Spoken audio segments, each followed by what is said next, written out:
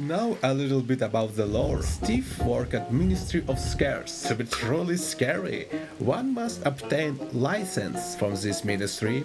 If a monster hasn't passed the licensing, it can't scare anyone. Yeah, who has it easy these days?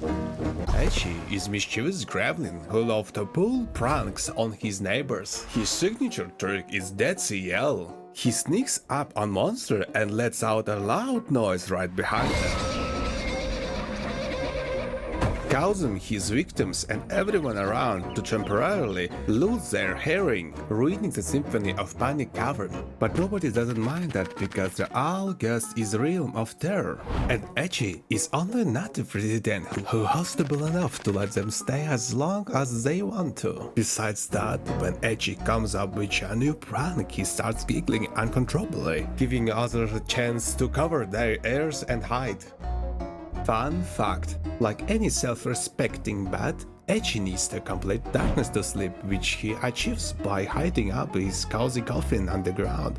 His home is also well soundproofed, making it hard for him to sleep, since he's afraid of missing out on fun party happening right above him.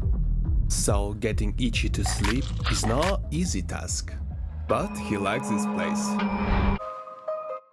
The infernal Mechpa came from the lowest pits of the world, known as the Brimstone Abyss.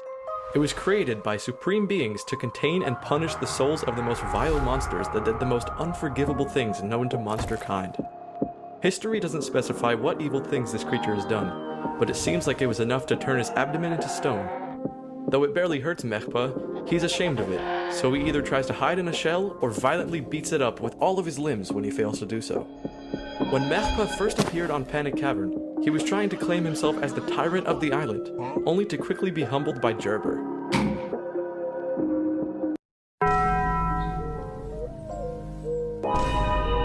You stupid!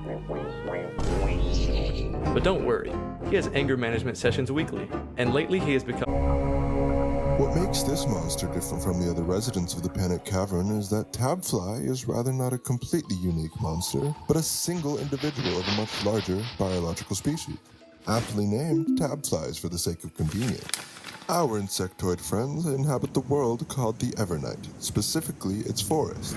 They fill the ecological niche of pest controllers as they primarily feed on a kind of tree called the Whining Fears, which do not photosynthesize and block out the crucial moonlight for any other life. The fears are not edible, yet they consume the nutrients out of the soil just to spend time on constant whining and complaining, hence the name. Additionally, their bodies unintentionally spread pollen between the few plants that survive under the fears, aiding their growth. The physiology of tabflies lets them metabolize usually inedible things such as rocks, sand, and said fears, keeping the balance of their whole habitat.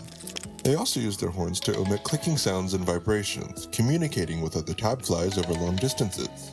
And it seems like one of them ended up in here. Good thing it's not picky, so it scarfs down the local thorny weeds and rocks. That backfired on its cognitive functions, though, making it unable to even comprehend its own existence. There is not a single thought behind those googly eyes.